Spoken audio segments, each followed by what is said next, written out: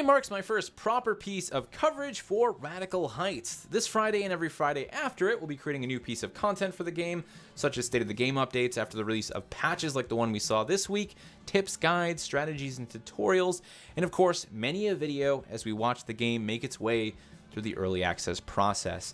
Today we're going to hit up two of those things. First, we're going to take a look at the patch notes and all their juicy creature comforty goodness, and I'm also going to dish out some feedback in regards to the state of the game's armor system, as well as the way attachments are being handled with the different weapon color tiers.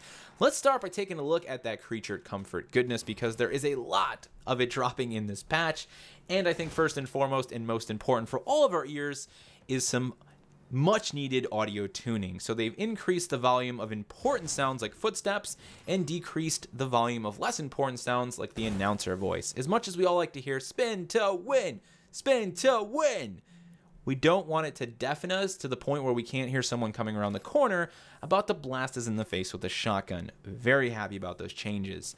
Now the BMX bike is also seeing its first pass for in-air controls. The game is now actually Dave Mirra's Battle Royale. We can do 360s and backflips, but more importantly, the bike now has real traction. It is actually controllable for the first time consistently. It is viable as a actual vehicle to get from one point to the next on the map. You're not just going to spin out randomly when you're on the side of a hill. You can actually crash off of the bike now, so if you decide to land on your head, you'll get ejected, but you're not going to take any damage. Now this is probably my favorite thing about the entire patch. There's a lot of good stuff in this patch, but the ability to jump through windows and smash them as you do it is glorious beyond belief. And it's even better because of the execution from Boss Key. This isn't just like, hey, I broke some windows and they kind of felt like they were made out of sugar or plastic. No, this is, I just smashed through a double pane window that they use on a storefront, and man, that was some serious shit. Like, it is a very heavy and impactful thing to do in the game. It feels visceral. The audiovisual presentation of that interaction is so good. There's some serious shock and awe factor behind it. Like, if someone's sitting in the Burger Commando at 5 HP, they just had the firefight of their lives, and they're shoving Royales with cheese down their face. I mean, there's just cheese all over the place, right? They're just trying to get that HP back up, and then all of a sudden, they hear that pitter-patter of someone's footsteps, and then boom, the window breaks open, some guy jumps through and sprays them with the mini Uzi. You know, it's going to be awesome. It's going to create a lot of really great moments. It just feels very action hero, over the top, and that's exactly the type of thing that we need in this game. More of that. You know, the game's already super clip-worthy. Things like this just make it even more clip-worthy, so I'm very excited about that. However, we should move on and talk about something that is far more important than smashing through windows. As much as I love doing it, auto pickups and quick melee are greatly improving the pace of the game from start to finish. So you can now keybind a quick melee, which means you can smash cash registers and other cash machines with your weapon equipped, and then you'll automatically loot that cash, just like you'll automatically loot any ammo that you see out in the game world. So if I kill a player, I auto-loot their cash and their ammo. If I break a cash register, I auto-loot the cash there. It just makes the game flow a lot better. You spend less time swapping to your fist and then hitting E to pick something up. It just makes looting easier, especially when you've mowed down 3 or 4 guys in one position. And to add to that, I'm going to be honest, I wouldn't mind if they added holsters and backpacks to the auto-loot system. This isn't really a situation where we're swapping like a level 1 backpack for a level 3 backpack, or level 1 holster for a level 3 holster. We're simply acquiring slots by picking these things up, at least as it currently functions in the game. So if the player could automatically acquire holster slots and backpacks just by walking over them, I really don't see the problem with that. I don't think there's any skill element being created. There's no real gameplay value to having the player manually equip those things the way they currently work. So if they want to add those to the auto pickup system, to me, it would only improve the loot pacing. It would just make looting better. It would make it smoother, especially in the early game. If a player kills someone with their fist or kills someone with an early pistol, they don't have to spend all this time in a potentially risky situation trying to spam E to pick up a holster or a backpack, you know, especially if it's giving them a little bit of trouble or they're just not close enough or something like that. So again, my personal thought, auto pickup for those things, why the hell not? Let me know what you guys think down in the comment section below.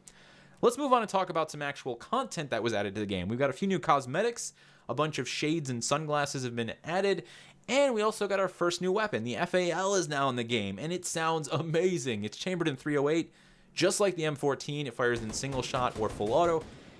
And it kind of hits like a truck right now. It's a really good weapon. It has really good accuracy at long range, even if you're just tap firing it without an optic.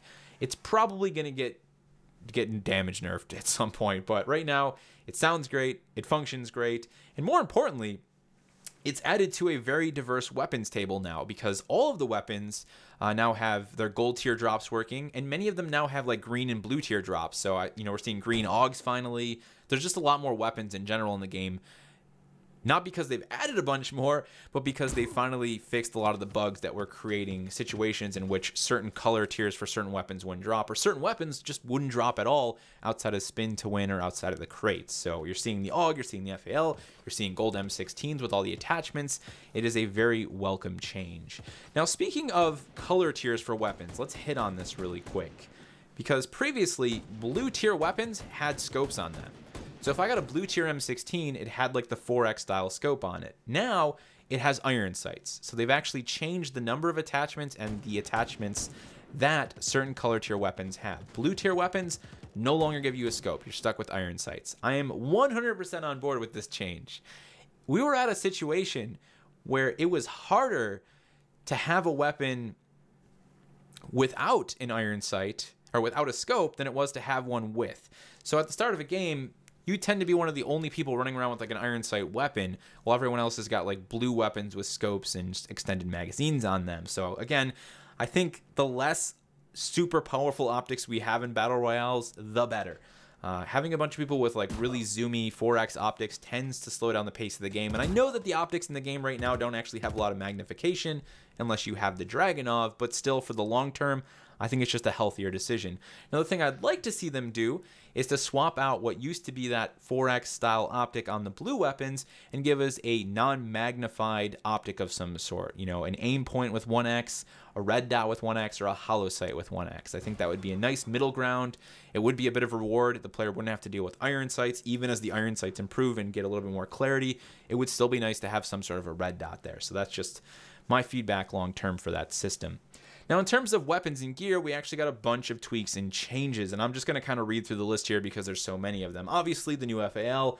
The Noisemaker has improved randomization for maximal fakeouts. All pistols have had their range increased, which is great. Level 1 armor vending cost have been increased. Level 2 and level 4 armor have had their protection increased. We can now actually see armor models visually laid on top of puffy vests and other cosmetic items like it. The AUG has had his damage reduced. Thank goodness. Thing was a bullet hose of epic proportions. Rex has had reduced throw speed and damage increased. That's the sort of C4. Frag grenades have had reduced throw speed, and smoke grenades have also had reduced throw speed. Now, this is great because some of you may have seen my clip. The game was pretty much Halo 1 when it came to throwing explosives. You could just chuck them halfway across the map and kill people, and it wasn't going to be healthy long term, so I'm A-okay with that change.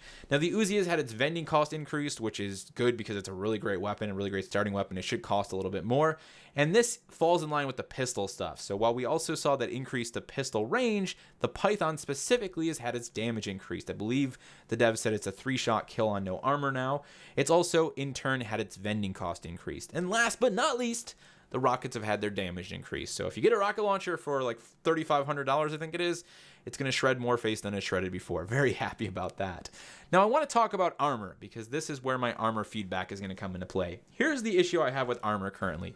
It's nothing to do with the way it works. It's everything to do with the way armor health is actually portrayed to us as the player. So currently we have that little bar right under our health, and it just says level 4, level 3, level 2 armor, and it shows us a small HP bar for that armor. The same goes for helmets. It's the same problem with helmets. The thing here is there's no statistical representation of that value. So if I have a level 4 at 50% on the HP bar, I have no way of knowing if that's actually more armor value than a full 100% level 2. You see what I'm getting at here? So if there was some way for them to color code those bars to actually show tiers of armor wearing down in the level 4, or to add a percentage number even, so we can clearly figure out if this level 2 at 100 is better than that level 4 at 50 or worse, that would be great. It's just one of those things that affects our ability to make a decision that could potentially influence our success in a firefight later on in the game. You know, in PUBG, we see armor clearly designated as 300 HP, 350 HP, and as that armor gets drained, that HP number goes down. That way, I know my level 3 armor at you know, 110 is far less valuable to me than this level 1, which is now back up at 200 or 150. Again, just an indication to give us the ability to quickly identify what armor, what helmet we should pick up, and what one we shouldn't. That's really it for now, guys. I'm really just, like, when I'm playing the game, I'm just looking at the things that maybe, like, again, make it difficult for me to make decisions, because the gameplay is already so damn solid. I'm just interested in watching the team grow and make changes and add content and, you know, start to polish out the experience. But let me know your thoughts on patch 1. If you've been playing it, what do you think of the BMX bike goodness? How do you feel about smashing through windows? And how do you feel about anything else in the game? If you have any feedback that you'd like to sort of create a discussion around, feel free to do that down in the comment section below. Of course, you can also head over to the forums, which I'll have linked down in the description, and give the devs feedback directly, which I strongly recommend. Thank you guys so much for watching. Have a great weekend, and I'll see you in the next one. You have been brought here for a purpose, the most important task of your lives.